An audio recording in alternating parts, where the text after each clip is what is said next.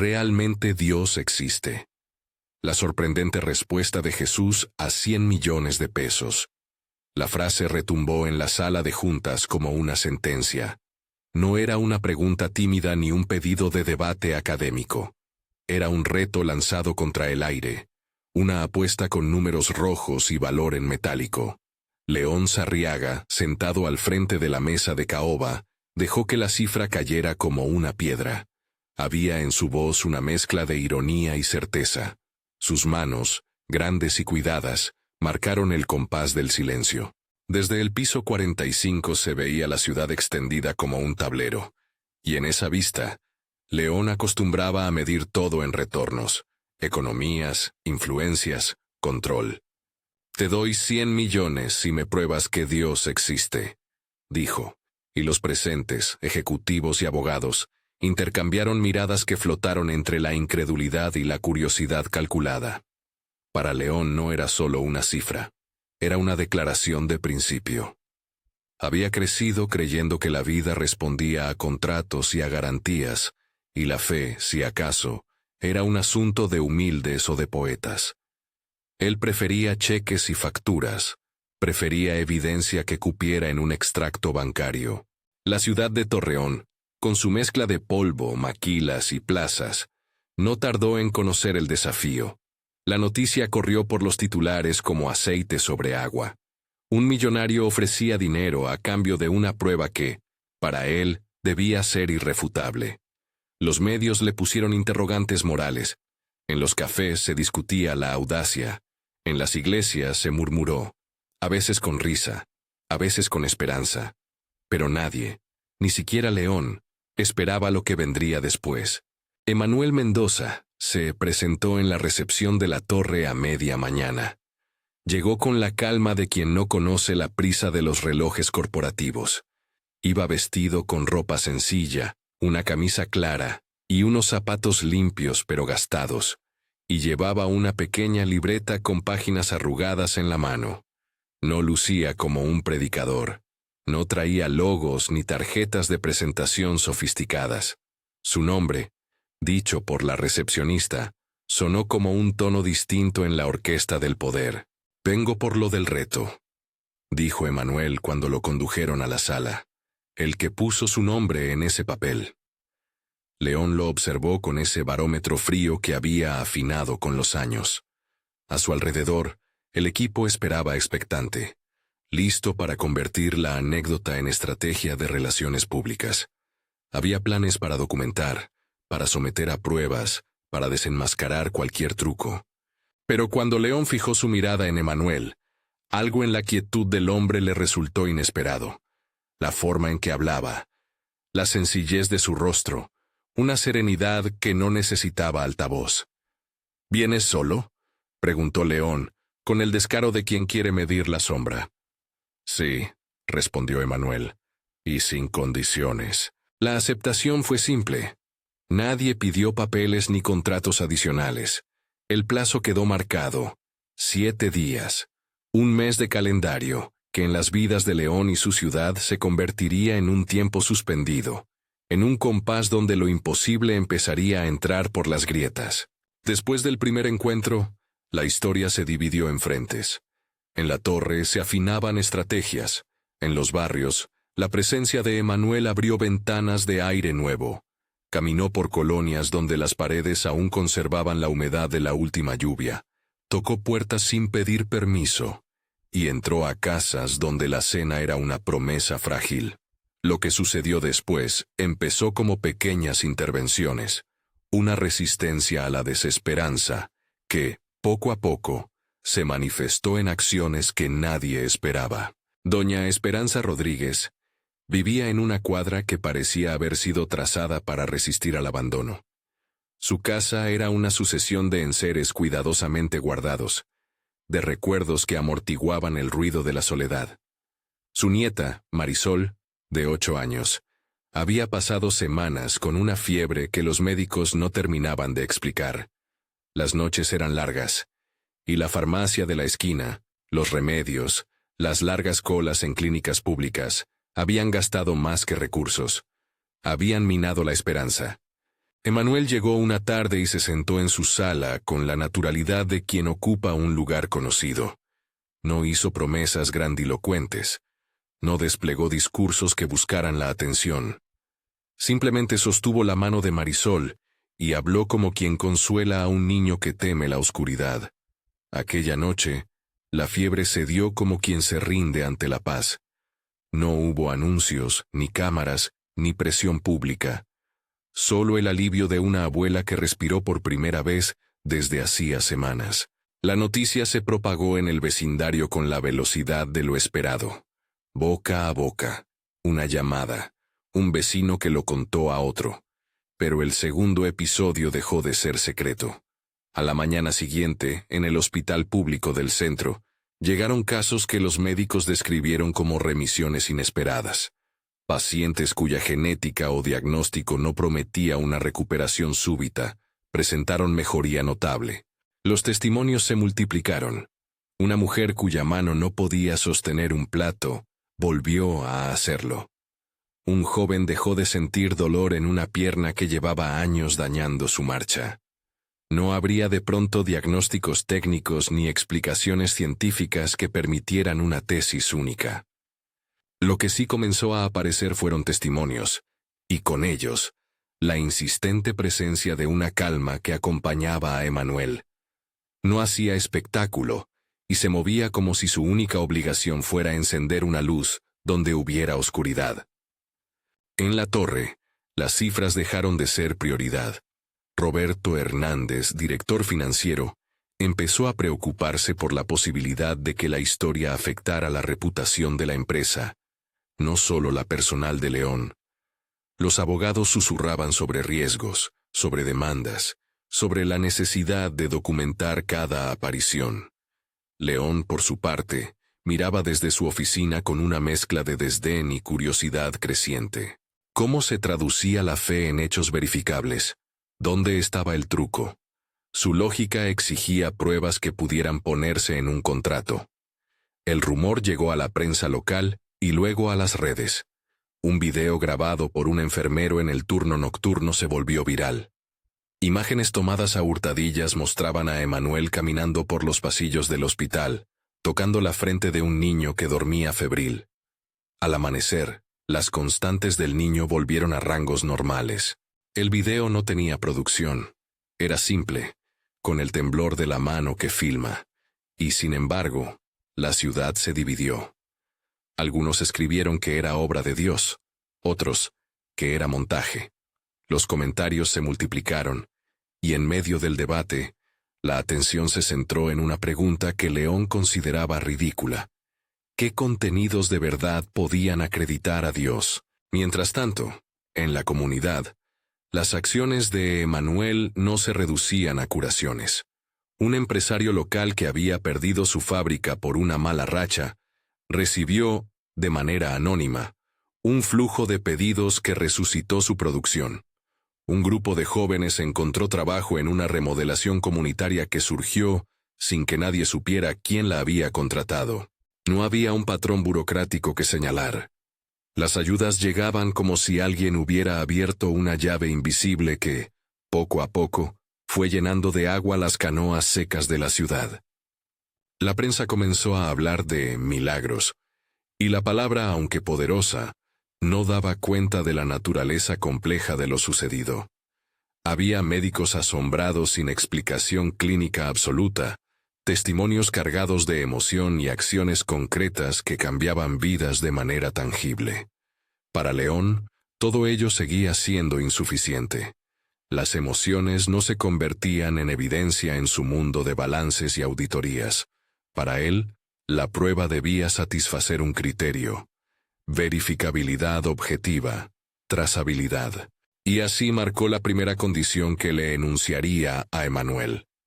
No quería vaguedades. Quería resultados que pudieran ser documentados y presentados ante notarios y cámaras. Emanuel escuchó sin prisa. Su respuesta, cuando llegó, fue simple y sin artificio. «Hazlo visible», dijo, como quien propone una forma de medir lo que ya se siente. No ofreció definiciones teológicas ni sermones. No se alzó en un púlpito moral. Su manera de responder fue hacer. Conforme los días pasaban, el efecto acumulado se hacía visible.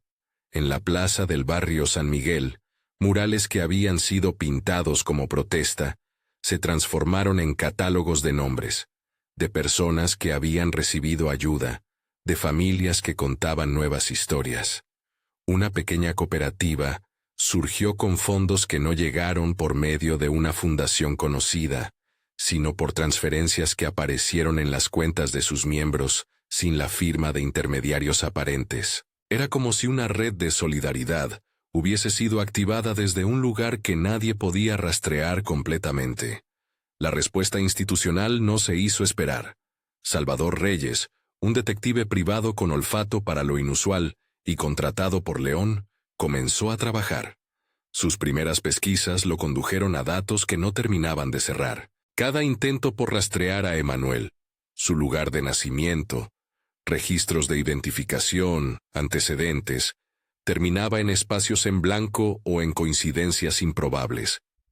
Salvador, con su carpeta de notas, encontró testimonios de personas que recordaban un nombre, una mirada, una sensación, pero no papeles. Es como si no hubiera dejado huellas formales, dijo en una llamada a Roberto, cuya calma se veía sacudida por la posibilidad de que la historia se saliera de control. La ausencia de registros despertó otra clase de alarma. La prensa empezó a indagar con más fuerza, y las redes acusaron falsedades y coincidencias. León ordenó revisar cámaras, firmas electrónicas y movimientos financieros. No encontró fraudes. Lo que encontró fueron cambios reales en cuentas de personas pobres, transferencias anónimas que habían rescatado negocios, pagos de deudas que liberaron a familias de hipotecas informales. Sus números mostraban beneficios sociales palpables. Sus abogados, sin embargo, pedían explicaciones que pudieran ser sometidas a auditoría. Era una colisión de evidencias. Por un lado, el efecto tangible. Por otro, la imposibilidad de identificar al autor con métodos convencionales. En el otro extremo, la comunidad recogía sus frutos sin pedir permisos.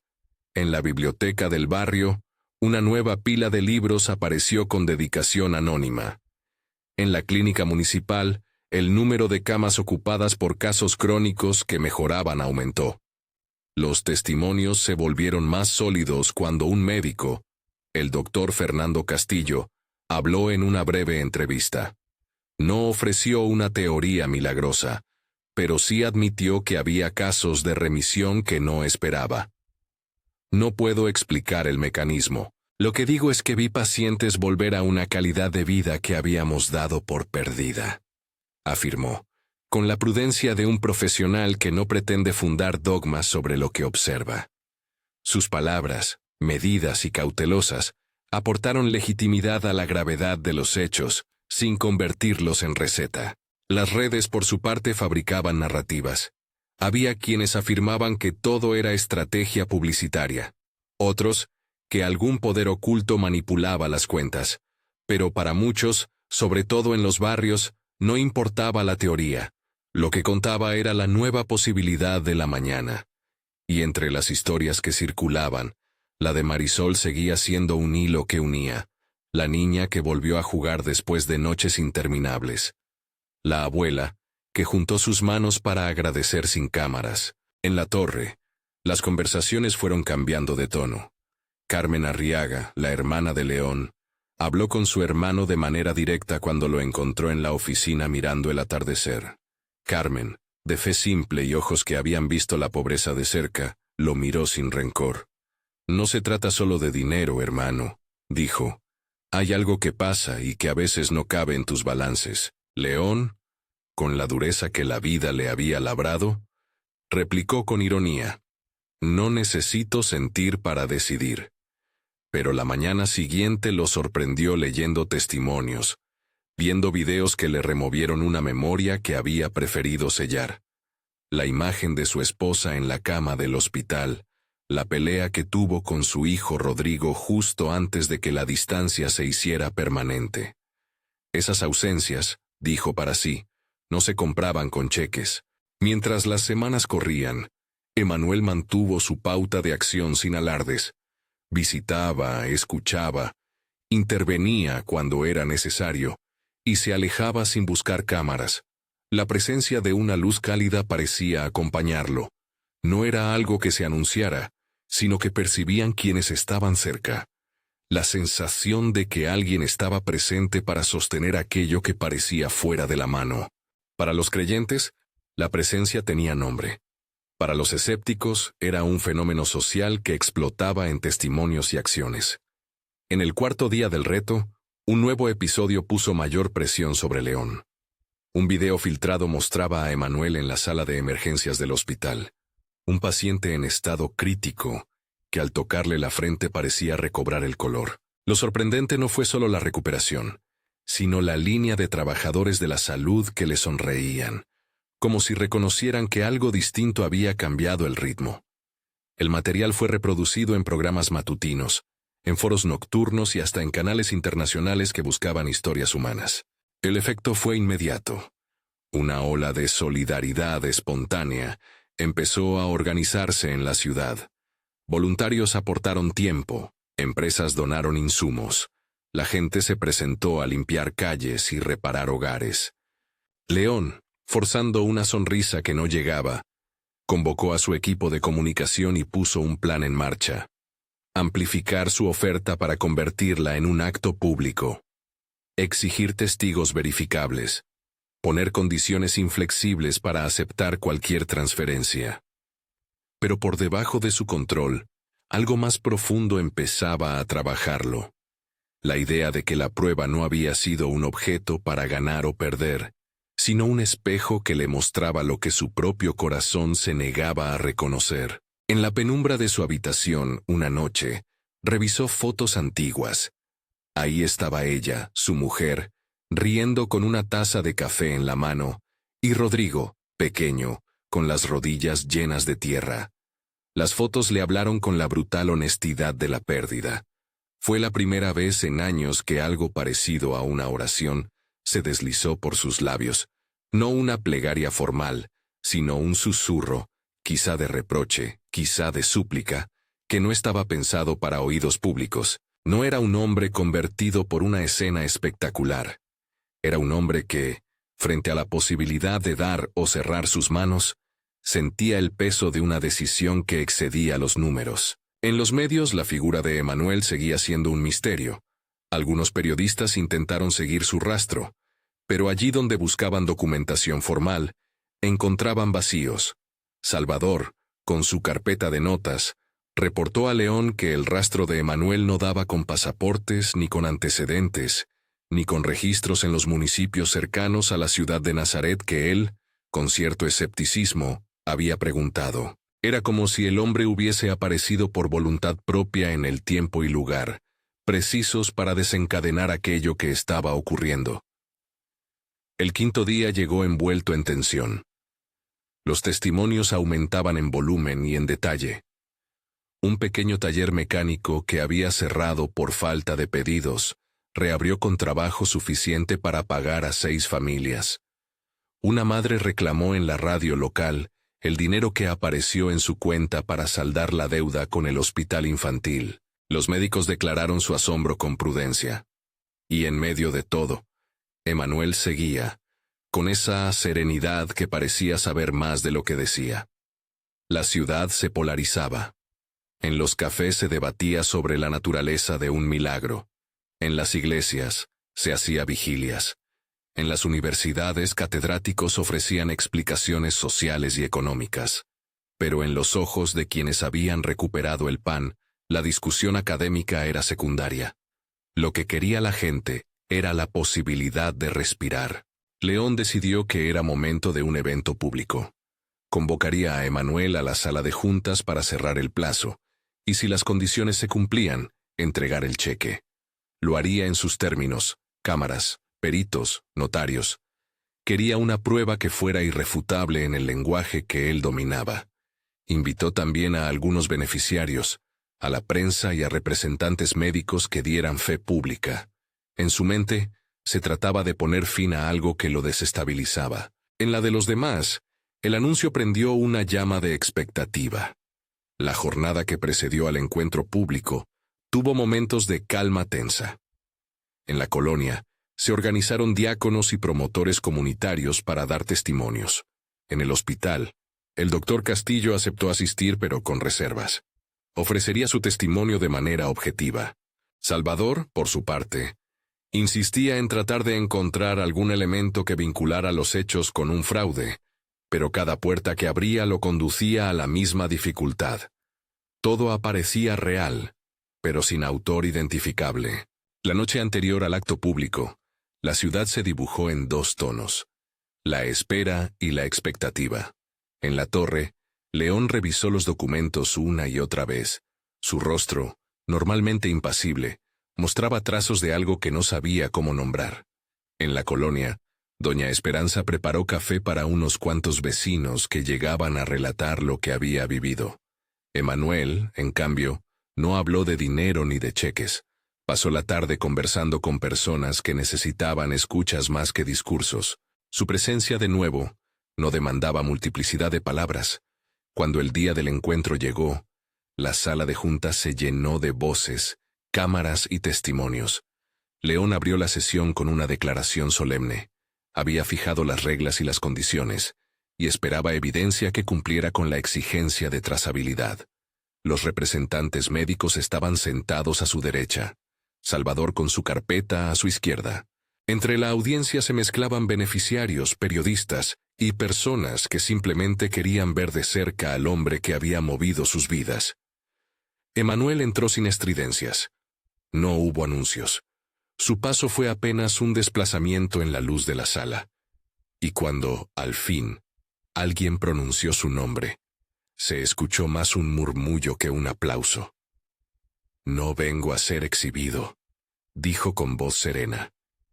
«Vengo porque se me pidió que mostrara algo que no se puede encerrar en papeles». La tensión subió un grado. León, con su habitual contundencia, le recordó las condiciones: testigos verificables, registros médicos, transferencias trazables. Emanuel escuchó. Luego propuso algo que pareció simple: abrir espacio para que la comunidad hablara y que las evidencias se presentaran ante notarios. No puso condiciones que lo protegieran. Aceptó el procedimiento del hombre al que se le había prometido pagar. La próxima hora fue una sucesión de testimonios. Gente que habló con voz temblorosa. Médicos que ofrecieron su testimonio con cautela. Y escenas que la sala captó como relatos de vida. Algunos relatos, en su densidad emotiva, desbordaban lo jurídico. Una madre que contó cómo había podido pagar la operación de su hijo. Un joven que recuperó la capacidad de caminar. Donaciones anónimas que pusieron en marcha talleres de empleo. Cada testimonio era una pieza en ese rompecabezas que, para León, debía corresponder a una mano identificable. Para la audiencia, era una evidencia del cambio. Cuando llegó el turno de proyectar el video del hospital, la sala quedó en silencio. Las imágenes, conocidas ya por algunos, mostraban la manera en que Emanuel caminaba entre camillas, tocaba una frente, se inclinaba con compasión. Aquella escena, repetida en pantalla, hizo que murieran de golpe los argumentos frívolos de quienes habían catalogado todo como montaje. El material fue entregado a notarios que levantaron actas. Era un intento por traducir lo sensible en términos que el mundo entendiera. Firmas, sellos, constancias. Al final de la sesión, cuando parecía que la lógica de León podría al fin triunfar, sucedió algo que nadie esperaba. Emanuel no pidió el dinero. No formuló peticiones ni reclamó reconocimiento. En lugar de aceptar el cheque, propuso que los 100 millones fueran destinados a una obra que beneficiara a la comunidad. Escuelas, una clínica, programas de formación, y que se administraran por una comisión independiente. Sus palabras no fueron grandilocuentes. Fueron una invitación a transformar lo que, hasta entonces, se había discutido como símbolo en algo que perdurara. La sala contuvo la respiración. Para León, aquello fue una provocación y una posibilidad a la vez. No había en la propuesta la humildad de quien se arrodilla ante un superior. sino la firmeza de quien propone que la respuesta a una duda sea la acción. La oferta hizo que la apuesta diera otro giro. Ya no se trataba de ganar dinero por probar una idea. Se trataba de acordar qué hacer con la evidencia que el pueblo había recibido. Antes de que León pudiera responder, su teléfono vibró. Un mensaje en la pantalla le mostró el encabezado de un reportaje que corría en la web. Emanuel. Ausencia de registros oficiales y testimonios de curaciones inquietan a las autoridades. El titular traía consigo la amenaza de convertir una buena obra en un asunto legal. En la torre, la calma de toda la mañana pareció resquebrajarse. León suspiró. Miró a Emanuel. El hombre permanecía sereno. En ese instante, una pregunta que llevaba años enterrada salió del fondo de su pecho. ¿Qué es prueba? ¿Qué código utiliza la vida para decir que algo es verdadero? La respuesta no llegó envuelta en cifras. Llegó como una movilidad nueva de responsabilidades. Y León, por primera vez, no supo si lo que debía hacer era cerrar sus manos sobre la chequera o abrirlas. Si esta historia te toca de alguna manera, suscríbete y acompáñanos hasta el final. Aquí no buscamos incitar, sino invitar a pensar y a actuar. La tensión, sin embargo, no se deshizo. Esa misma tarde, mientras la sala aún olía a café y a papeles sellados, Salvador presentó un expediente a León con una anomalía inquietante. Cada rastro de Emanuel conducía a un mismo punto nebuloso, como si el hombre hubiese venido a la ciudad sin pedir permiso al tiempo. A la mañana siguiente, el detective confirmó que en los registros del municipio no había actas de nacimiento ni documentos que lo ubicaran fehacientemente. En la oficina de migración no figuraban entradas recientes que coincidieran con la presencia de Emanuel. Era un enigma. Alguien actuaba a favor de la gente sin dejar huella en los libros que sostienen al sistema. León sintió cómo la tensión se transformaba en una corriente que lo arrastraba. No solo por el misterio en sí, sino porque la aparición de ayuda real ponía en entredicho su mundo de seguridades. Podía aceptar que la evidencia de lo divino se presentara bajo la forma de cambio social y reconciliación. Podía renunciar al control y atreverse a que su nombre quedara ligado a una obra que él, hasta entonces, solo consideraba como una inversión evaluable. Mientras la ciudad respiraba en dos tiempos, el de los que celebraban y el de los que exigían explicaciones, en un hospital del centro, una joven madre apretó las manos del doctor Castillo y lo miró con lágrimas. No buscaba cheques, buscaba que la vida de su hijo continuara. En la sala de juntas, León cerró los ojos y recordó, por primera vez en muchos años, la sensación de una mano amiga en la oscuridad. No era la certeza que pidió en su reto, pero comenzaba a tener algo de prueba en el lenguaje que los corazones entienden. Transformación concreta. Personas que recibían pan, escuelas que volvían a llenarse. El reloj seguía marcando horas. Quedaban aún 2 días para que se cumpliera el plazo que León había fijado. El plan de auditar y verificar estaba en marcha. La comisión para administrar los recursos propuestos por Emanuel empezaba a formarse en la cabeza de algunos, y en la ciudad, en talleres y plazas, se organizaba un movimiento espontáneo que no dependía de firmas ni de contratos, sino de manos dispuestas. Cuando la noche cayó, una luminiscencia tenue pareció envolver la plaza principal. No era una iluminación artificial, sino la suma de velas, linternas y pequeños focos que la gente había traído para agradecer. En el viento, sonaban voces que contaban historias de cura y de esperanza. Emanuel se apareció y caminó por la multitud sin buscar protagonismo. Algunas personas lo tocaron y dijeron que sintieron paz. Otras, con mirada incrédula, lo observaron como a un fenómeno que desafía categorías. León observó todo desde la distancia de su automóvil. Había bajado del piso 45 para caminar entre la gente, para entender aquello que sus balances no podían medir.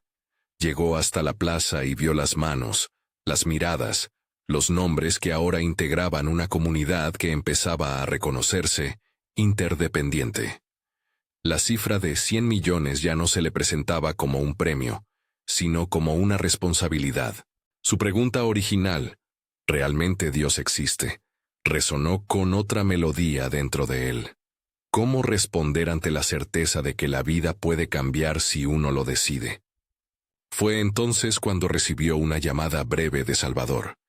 Había surgido una grabación nueva, de madrugada, en la que se veía a Emanuel entrando a un vecindario donde nadie lo esperaba y dejando algo en una caja de ahorros comunitaria. La cámara de seguridad lo había captado, pero la cosa extraña era que la tarjeta de memoria mostraba la fecha equivocada. El archivo tenía marcas temporales que no coincidían con los relojes oficiales. Salvador habló del hallazgo con cautela. No quiero sugerir nada, señor Sarriaga. Solo digo que hay cosas que no cuadran.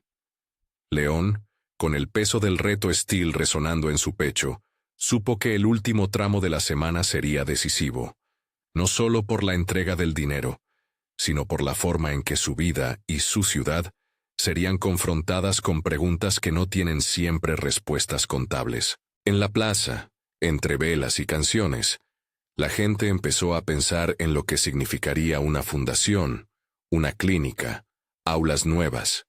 Para muchos, la figura de Emanuel era la prueba.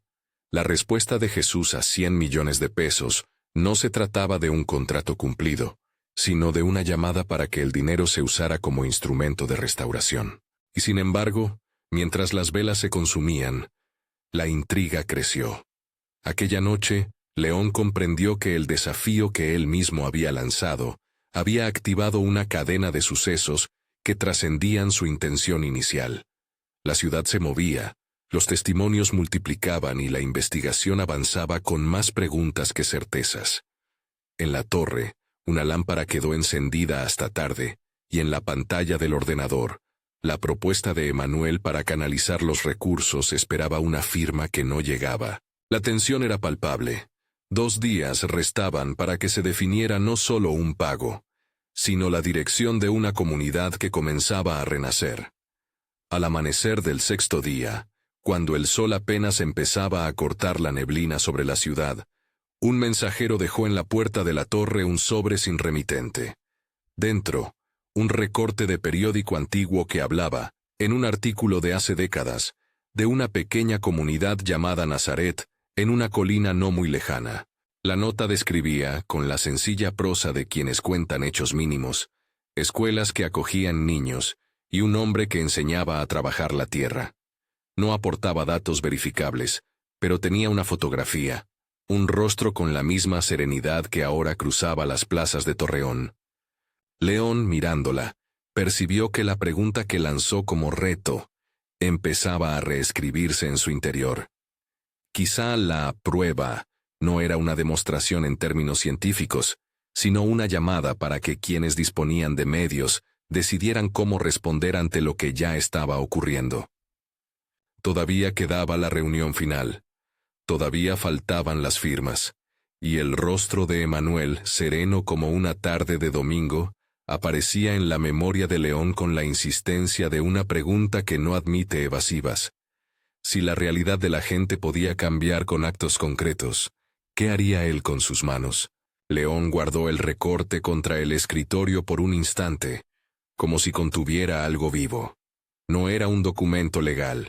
Era apenas un hilo que lo conectaba con una historia que existía antes de sus balances y que, sin pedir permiso, le hablaba de manos que trabajaban y aulas que se llenaban. Cerró los ojos y, sin anunciarse, se permitió un gesto que le había parecido siempre inútil. Sostuvo las palmas juntas y pensó en su madre, en la voz de su esposa, en la cara de Rodrigo arrugada por la rabia. Esa noche, por primera vez en años, no revisó contratos. Se sentó ante la ventana y dejó que la ciudad, esa que tantas veces había medido en cifras, respirara sin su intervención. El 7º día amaneció con un cielo claro. Los noticieros hablaban con un tono que mezclaba expectación y cansancio. La sala de juntas fue preparada como un altar de prueba. Mesas pulidas, notarios con carpetas, cámaras que esperaban captar la escena en la que todo se decidiría. León llegó con la corbata un poco floja. Sus manos, acostumbradas a dar órdenes frenéticas, temblaban cuando intentó ordenar los papeles. Carmen lo observó desde una esquina, con la mirada que desde siempre cuidó su fragilidad y su orgullo. A la entrada, algunos beneficiarios se abrazaban. Marcos, el mecánico que volvió a abrir su taller, sostuvo a su esposa y murmuró que no pensaba en cheques, sino en su hijo volviendo a la escuela. Marisol, con su cabello recogido y la sonrisa recién estrenada, sostenía la mano de su abuela y no dejaba de mirar hacia la puerta, como esperando ver otra vez a aquel hombre cuya presencia había devuelto a su casa noches de paz. Emanuel apareció sin ruido, como si siempre hubiera pertenecido a la geografía del lugar. No hubo fotógrafos a su lado, no apellidos de prestigio que lo escoltaran. Cruzó la sala despacio y se sentó frente a León, poniendo la mirada en quien había retado la posibilidad de lo divino con una cifra. La cámara enfocó la mano que no pedía nada y que lo único que parecía desear era que la historia tuviera consecuencia. León abrió la sesión con voz firme pero sin la seguridad habitual. Repasó las condiciones, invitó a los notarios a tomar acta y presentó, uno por uno, los testimonios que habían llegado. Constancias médicas, testimonios firmados por personal hospitalario, extractos bancarios de transferencias anónimas que resultaron en pagos de deudas, relatos de empleadores que habían recuperado la producción. Era la traducción en lenguaje de papeles de aquello que la ciudad ya había sentido: cambios. Presentó las actas con la esperanza de que el metal del sello completara un circuito que los corazones no podían cerrar. El doctor Fernando Castillo se levantó y habló con la cautela de quien no quiere adornar la ciencia con promesas. Contó casos puntuales, repasó expedientes y reconoció que algunos pacientes habían mostrado mejoría fuera de explicación clínica precisa. No formuló dogmas, ofreció hechos y la seriedad de su firma. Salvador, por su parte, entregó la última acta que había reunido. Una relación de esfuerzos de búsqueda en registros que no arrojaban identidad completa para Emanuel. No hay huellas formales que expliquen su llegada, dijo con una mezcla de asombro y frustración. Su carpeta chirrió cuando la dejó sobre la mesa, como si el ruido pudiera traducir la falta de respuestas. Cuando llegó el momento de que Emanuel hablara, nadie esperó un alegato teológico. Nadie necesitaba un sermón. Él se levantó y, con la voz que no pretendía convencer sino compartir, dijo: «No vine a probar nada frente a una cuenta bancaria. Vine porque se me pidió que mostrara a este pueblo que el amor puede ser obra concreta y que los recursos son instrumentos para restaurar vidas». Miró a León y añadió sin reproche: «Si su pregunta fue un reto, la respuesta que puedo dar no es un argumento, sino una oferta, que lo que usted puso en la mesa se use para lo que hoy necesita la ciudad». Había en sus palabras una calma que no exigía ovación. Lo que propuso fue simple: que los 100 millones de pesos se destinaran a un proyecto que garantizaría escuelas, un hospital de atención primaria y una sede para formación técnica, administrados por una comisión independiente conformada por representantes de la comunidad, médicos y personas de confianza de León. La propuesta estaba escrita con la modestia de quien no busca protagonismo, sino continuidad. Un murmullo cruzó la sala. Para León aquello era un nuevo desafío: entregar el control de una suma que podía revertir su imperio de certezas. Podía firmar, registrar con sellos, proteger la inversión con cláusulas, o podía permitir que ese dinero se convirtiera en legado. Durante un segundo, su mente fue un tablero donde la invitación de Emanuel competía con todos los escenarios legales posibles. Entonces la imagen de Rodrigo apareció tan nítida como la luz del ventanal. Un chico que había abandonado la mesa por orgullo. Un hombre que era su sangre. Pensó en la tumba de su esposa y en la forma en que su ausencia llenó de distancia los silencios de la casa. «¿Quiere que lo transfiera ahora?», preguntó León, porque aunque la decisión fuese interior, le resultaba más sencillo convertirla en trámite. Emanuel asintió. No pidió manifestaciones grandilocuentes. No quiso que la entrega fuera un espectáculo. Aceptó la formalidad que León proponía si el resultado sería que la comunidad recibiera lo que necesitaba. Los notarios levantaron acta. Y, con la serenidad de quien sabe que lo que importa es la obra y no la ceremonia, procedieron a formalizar la entrega condicional. La suma quedaría en una cuenta a nombre de la comisión y bajo la supervisión de auditores independientes. Roberto Hernández, inicialmente reticente, tomó la palabra y explicó los mecanismos transparentes que permitirían que los fondos se usaran con trazabilidad y eficiencia. Había en su voz la mezcla de profesionalismo y sorpresa, la posibilidad de que su lógica fiduciaria trabajara para sanar. Cuando la transferencia se ejecutó, en la sala se sintió un silencio parecido al de antes de las tormentas. Expectación contenida. Los participantes firmaron, las cámaras grabaron y las actas se sellaron. León firmó con una mano firme, y al hacerlo notó que su pulso ya no se aceleraba por el miedo a perder algo material, sino por el peso de la responsabilidad que acababa de aceptar. Fue entonces que Emanuel, sin anunciarlo, se incorporó y caminó alrededor de la sala. No pronunció palabras amplias. Al pasar junto a algunas personas dejó una mano en el hombro, como quien comparte un pacto íntimo. Cuando llegó frente a León, posó los ojos en él y, con calma, dijo: «La verdad que buscamos se revela en lo que hacemos por los demás. Si los 100 millones dan escuelas, salud y oportunidades, entonces la pregunta que formuló habrá encontrado respuesta en la vida de su gente». No exigió reconocimiento. No reclamó devolver el pago ni el aplauso. Su petición fue que la riqueza fuera puente y no muros. Al terminar la sesión pública, cuando los periodistas ya despedían notas y los miembros de la comunidad se mezclaban para celebrar, nadie notó a Emanuel bajar por la escalera auxiliar.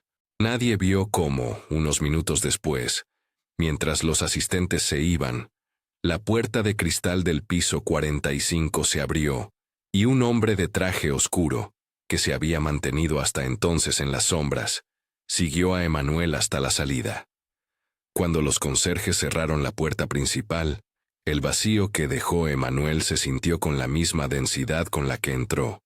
Nadie pudo decir a ciencia cierta cuándo se había ido. Algunos juraron haber visto una figura cruzar el parque frente al edificio y desaparecer entre la multitud, como si la ciudad misma lo hubiera reclamado.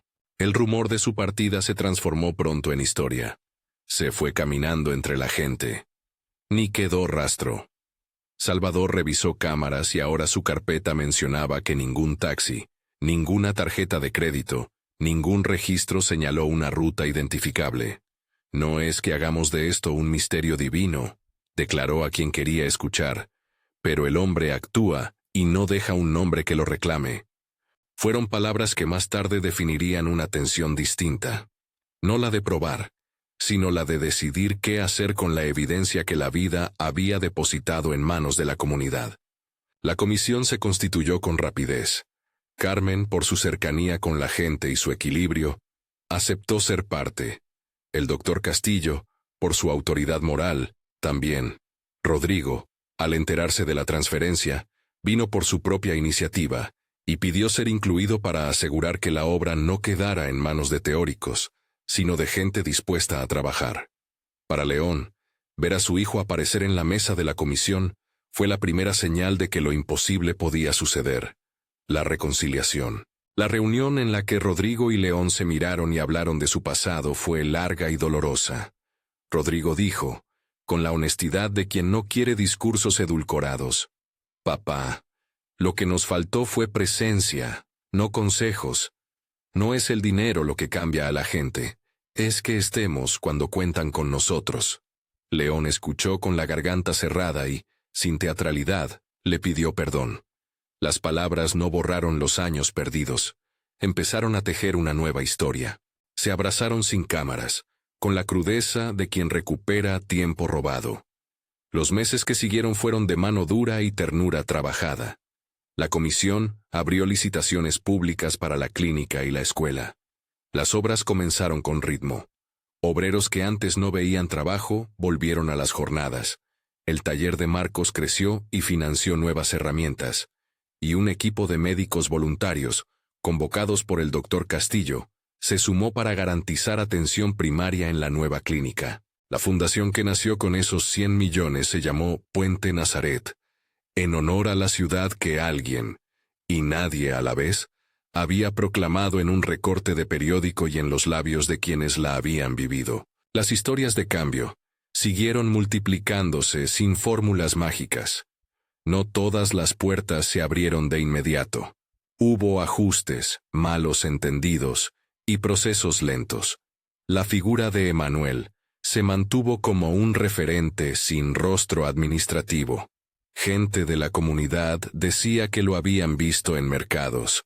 Otros lo reconocían como alguien que pasó una tarde ayudando a organizar donaciones, y muchos afirmaban que su presencia traía una nube de calma. Ninguno, sin embargo, logró describir su vida anterior con documentos fehacientes. Salvador, que ya llevaba meses siguiendo hilos, terminó por escribir en sus notas que el caso no tenía la naturaleza de un fraude, ni la clarividencia de un expediente común. Era un enigma que, paradójicamente, forzaba a la ciudad a hablar menos de pruebas y más de obras. Durante la inauguración oficial de la clínica, el doctor Castillo pronunció unas palabras que quedaron en la memoria. No podemos explicar todo lo que vimos, pero sí somos responsables de cómo respondemos. La medicina que aquí practicaremos incluye manos que cuidan y una comunidad que se sostiene. La placa de bronce fue descubierta por doña Esperanza y por Rodrigo. Sus dedos temblaron mientras la retiraban, y debajo, una inscripción simple decía: en memoria de lo que estuvo por encima de nosotros, la vida compartida. Fue un momento donde la fe y la administración se encontraron sin necesidad de competir. León se convirtió en un rostro habitual en las aulas y en la obra. Ya no era aquel hombre que medía la vida en rentabilidad. Su presencia tuvo la humildad del que aprende a escuchar. Cuando le preguntaban si había cambiado por convicción o por la evidencia pública que lo rodeó, él respondía con una frase breve que nadie interpretó como final, sino como comienzo.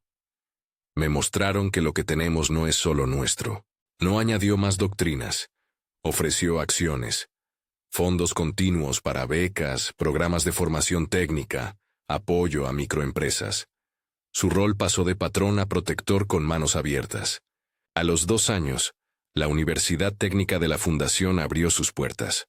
No fue una universidad de lujo, pero sí un espacio donde jóvenes que antes veían el abandono como único futuro, pudieron estudiar programación, mecánica y enfermería. Rodrigo encabezó el primer curso de gestión comunitaria. Su relación con León se fue afianzando en decisiones compartidas y en la práctica cotidiana de mirar a los demás como prioridad. Los cambios no eximieron al debate público. Hubo voces que siguieron exigiendo explicaciones sobre la identidad de Emanuel. Otras criticaban la inversión y pedían auditorías más profundas. La fundación probó su solvencia con balances públicos, y Roberto Hernández, quien había aceptado supervisar la trazabilidad, publicó informes que mostraban cómo los recursos se habían distribuido. Salvador terminó por aportar, no la identidad del hombre, sino un testimonio profesional que reconocía lo inexplicable. En un reportaje, confesó que su papel ya no era el de descubrir al supuesto autor de un fraude, sino el de cuidar que la historia no se convirtiera en mercancía. Hay misterios que no buscan ser resueltos por el ojo humano. A veces la responsabilidad es administrarlos bien. 5 años después, la plaza donde se habían encendido velas aquella primera semana fue remodelada. En el centro se levantó una estructura sencilla con una placa que no mencionaba milagros ni promesas sobrenaturales, solo actos. Fue inaugurada con un acto donde la comunidad, ahora robustecida, celebró. El hospital de atención primaria tenía más camas y un equipo que trabajaba con honorarios ajustados, pero con compromiso. La universidad entregó su primera generación de técnicos que ya aportaban al tejido productivo local. Los microcréditos de la fundación habían ayudado a reabrir talleres y pequeños negocios. En el acto de inauguración, doña Esperanza subió al estrado con Marisol a su lado. Su voz, cargada de emoción, dijo algo que resonó. No venimos a hablar de signos.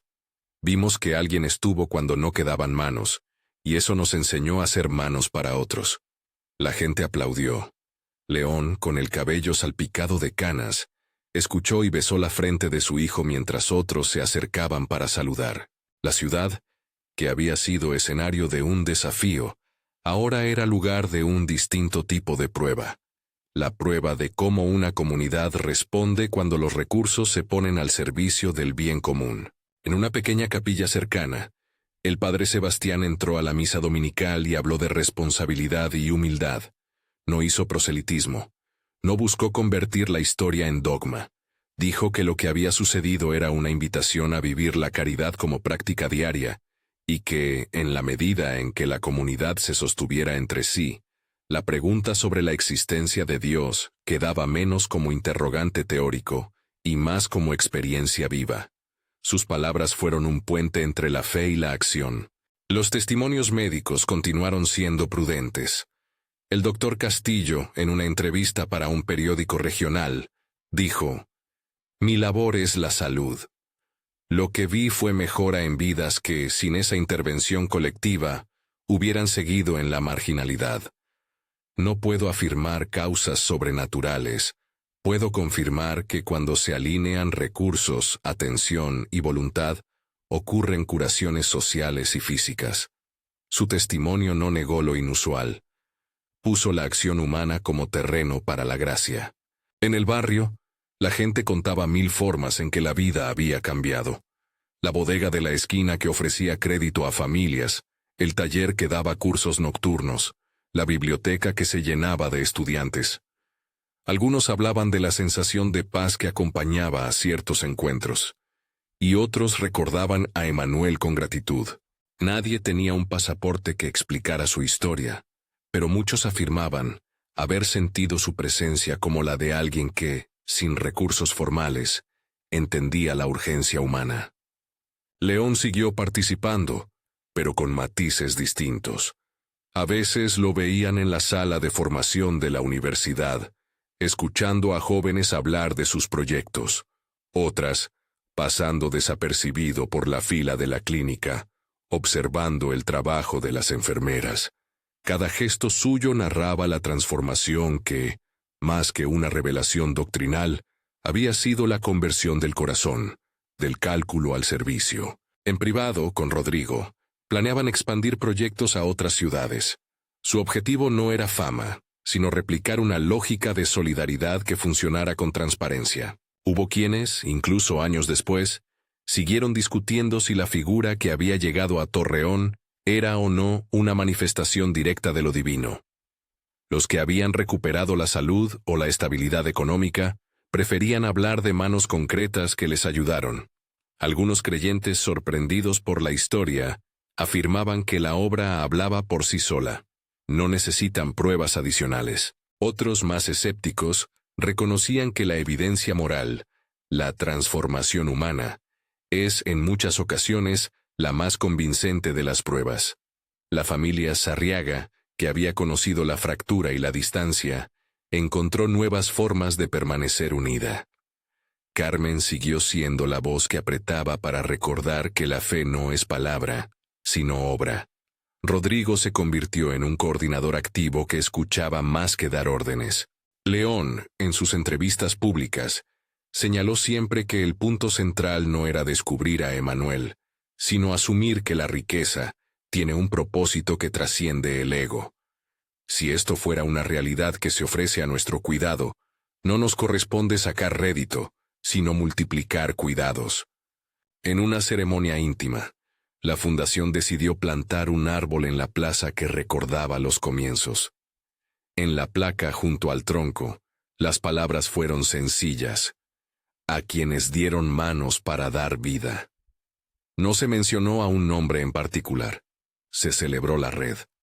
Muchos interpretaron esa decisión como un gesto coherente con la enseñanza que había surgido de aquellos días. No buscar protagonistas, sino construir comunidad. El detective Salvador, que había llegado con la mirada entrenada para encontrar irregularidades, terminó por renunciar a la obsesión de descubrir un nombre que justificara los hechos. En una conversación franca con León, dijo: «Aprendí que a veces nuestra tarea no es descubrir al autor, sino custodiar que el bien no se contamine. Usted me contrató para buscar huellas, y encontré algo distinto. La huella que dejó es una ciudad que se cuida». Fue, para muchos, un cierre inesperado. La renuncia a la búsqueda por la urgencia de administrar lo que la vida había entregado. Un domingo por la mañana, mientras la fundación celebraba el aniversario de la inauguración de la clínica, una mujer se acercó a la tarima y pidió la palabra. Era una trabajadora con las manos callosas por la tarea diaria. Su rostro reflejaba la normalidad de quien ha vencido la desesperanza en pequeñas dosis. Dijo: «Para mí, la pregunta sobre si Dios existe perdió su lugar como debate. Hoy lo veo en mi hija que terminó la universidad. Lo veo en el taller que nunca tuve. Lo veo en la plaza donde nos reconocemos. No necesito más pruebas que la alegría de mi gente». Sus palabras fueron un eco de lo que la ciudad había aprendido, que la fuerza de la evidencia reside en vidas transformadas. Año tras año, fotos documentaron el progreso. Aulas llenas, salones con computadoras, camas que sostenían salud recuperada y plazas donde los niños jugaban como si fuera la primera vez. Los aportes de León y la administración transparente de la fundación permitieron que otros empresarios se sumaran, no para protagonizar, sino para multiplicar. La ciudad dejó de ser simplemente el escenario de un reto para transformarse en el testimonio de una respuesta colectiva, y ocurrió algo que nadie predijo. En ocasiones aisladas, personas afirmaron haber sentido la presencia de Emanuel en momentos de necesidad. No eran relatos uniformes ni uniformizantes, eran expresiones personales que hablaban de paz, de consuelo, de sentido. Ni la fundación ni los responsables monetizaron esas historias. Las recibieron como lo que eran, experiencias que acompañaban la tarea cotidiana. León envejeció con la serenidad de quien aprendió a mirar la vida desde otra medida. No perdió la lucidez empresarial. La puso al servicio de lo que ahora consideraba esencial. Su nombre, que una vez fue sinónimo de control, se transformó en sinónimo de responsabilidad. En encuentros con jóvenes les hablaba sin dramatismos. Lo que me propuse en un momento fue ser dueño de cosas. Aprendí que ser dueño no me enseñaba a compartir. Emprendan no por el ego, sino por la capacidad de devolver lo que se les confía. Sus palabras tenían la modestia de quien habló desde el borde de la falla y decidió construir puentes.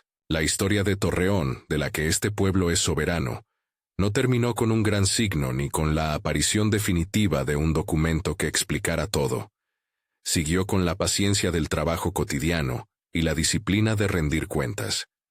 Quienes estuvieron cerca de Emanuel guardaron, en ese espacio íntimo de la memoria, la certeza de que su llegada no fue para sustentar teorías, sino para propiciar obras. La pregunta inicial, ¿realmente Dios existe?, dejó de ser un desafío lanzado como flecha para convertirse en un llamado. ¿Qué hacemos con lo que sabemos que puede aliviar? En la plaza principal, cada aniversario se celebraba con una ceremonia sencilla. La placa junto al árbol recordaba a las manos que lo hicieron posible. En el día del 10º aniversario, Rodrigo, ya con experiencia de gestión, tomó la palabra y dijo: «No tenemos todas las respuestas. Lo que sí hemos aprendido es a responder. Si la presencia que llegó una vez fue un aviso, hoy somos nosotros la respuesta para los que vienen detrás». La multitud aplaudió, no por la certeza de un dogma, sino por la convicción de quienes viven la práctica solidaria. La imagen de Emanuel permaneció como la de un hombre que pasó por la ciudad sin pedir títulos. La discusión sobre su identidad nunca fue resuelta por registros que satisficieran a los curiosos. Para algunos, fue manifestación. Para otros, un catalizador que despertó a la solidaridad. Pero el cambio real no dependió de una explicación final. Dependió de la decisión, de quienes tuvieron medios para usarlos en favor de la vida. Eso, más que cualquier documento, se volvió el argumento más convincente de la existencia de lo que muchos llaman Dios, la fuerza transformadora del amor en acción. Tiempo después, en la biblioteca de la Universidad de la Fundación, un joven investigador pidió permiso para revisar los archivos históricos de la Fundación. Entre actas y memorias encontró, en una caja olvidada, cartas anónimas de agradecimiento, dibujos de niños, y un recorte de periódico antiguo sobre Nazaret. No había más pruebas. Lo que halló fue una comunidad que, ante la duda, eligió obrar. Ese hallazgo le produjo una frase que, años más tarde, alguien citó en una entrevista. A veces la autenticidad de lo trascendente no se mide por la claridad de los papeles, sino por la responsabilidad con que respondemos a las necesidades. Al final, la historia que una vez empezó con un reto de 100 millones de pesos, terminó por ser la narración de un pueblo que aprendió a transformarse. León murió años después, en paz con su hijo y con la ciudad. En su funeral, la gente no habló de pruebas, sino de gratitud, por la clínica que cuidó a sus madres, por la universidad que abrió puertas a tantos jóvenes, por las microempresas que sostuvieron familias. En la plaza donde las velas habían ardido una primera vez, se colocó una nueva placa, ahora con el nombre de una calle, Avenida de la Reconciliación. Marisol, ya adulta, sostuvo la mano de su abuela y dijo en voz baja: «A veces creemos que la prueba es un reto. La verdadera prueba es lo que hacemos con lo que se nos da». Si algo dejó claro aquel episodio fue que la respuesta vino en forma de servicio, no como un experimento para ganar o perder, sino como una llamada para transformar. La figura de Emanuel, con su presencia serena y su paso discreto, enseñó que la evidencia más profunda no siempre es la que cabe en un informe, sino la que late en una comunidad que decide acompañarse. Si esta historia te conmovió, considera traducirla en una acción esta semana. Ayuda a alguien, dona tu tiempo o apoya una obra local. La pregunta de si Dios existe puede llevarnos a debates infinitos. La respuesta más sorprendente que recibieron en Torreón fue que la existencia de lo divino encontró su voz en la decisión humana de amar y servir.